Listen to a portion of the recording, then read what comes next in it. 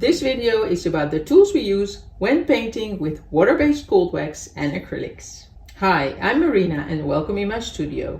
I used to be a cold wax and oil painter, but now I've found the Powerwax, the water-based cold wax. I love to paint with this medium too. Painting with cold wax and acrylics is almost the same as painting with cold wax and oils. We hardly use any brushes, but my most used tools are Bowlscrapers and palette knives. In this video, which is a snippet from my class Cold Wax and Acrylics, the basics, I show you how I use these tools. We will use a Bowlscraper or a catalyst wedge to create textures and to apply the paint. We'll use palette knives. You can use a color shaper. I'm not using it a lot, but it works well to apply the paint.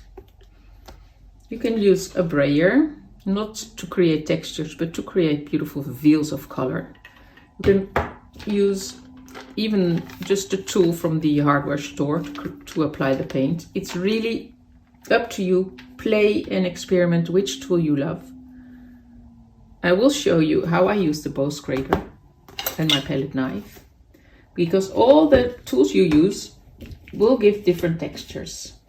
Before I show you how I use the Bowlscraper, I will show you the palettes. I'm using either a paper palette, a paper plate, or I make my own palette using some wood and baking paper.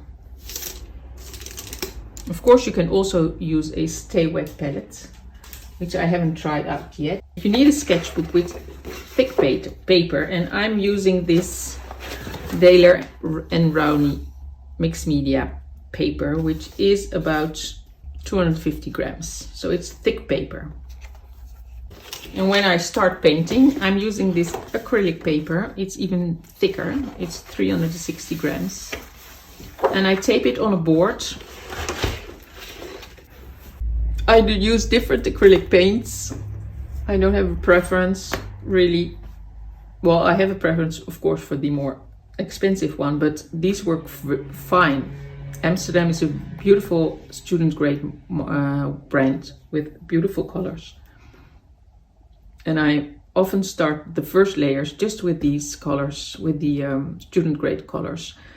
But I always have one or two more expensive artist-grade colors because they're more pigmented, they're more transparent, and you really see the difference.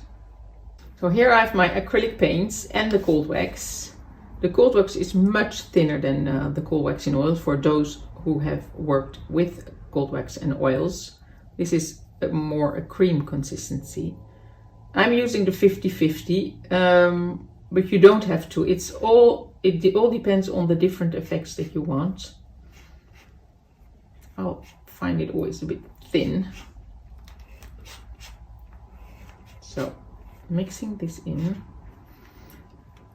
taking my Bowlscraper, and I'm taking it like this, and I'm scooping up the paint like this. And then you can see that there are different ways. You can either press hard, so you will make very thin layers.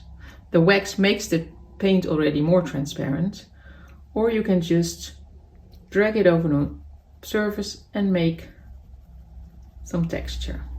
Don't press, just drag it over the surface.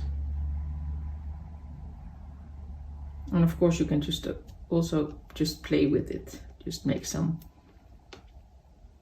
lines. But it all depends on how you keep your Bowlscraper. Keep it, if you keep it like this, if you press hard, if you keep it on an angle, just try different ways to use it. You know, this is different.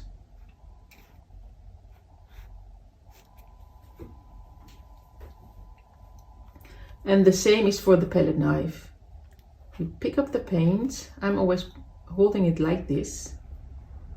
Picking up the paint and then dragging it like this, keeping it flat and dragging it over the surface. And you can see that it gives a different effect than the Bowlscraper. And you can also keep it at an angle, which gives, and press harder. It gives this effect. Of course, you can write and scribble, and you will see when it dries, you will have textures, even though this seems very thin. So you can see here again, just drag it. Even that you think it's almost the same as the Bowlscraper, it gives different textures of different effects.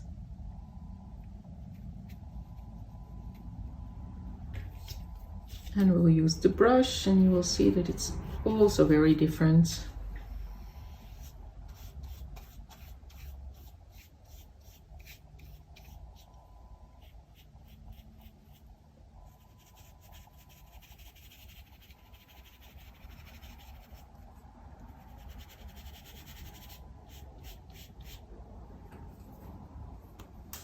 So what I recommend is get out your sketchbook, get some tools, the ones you have, palette knife, brush, maybe a Bowlscraper or a credit card or something to drag your paint over the paper, and try all those different tools.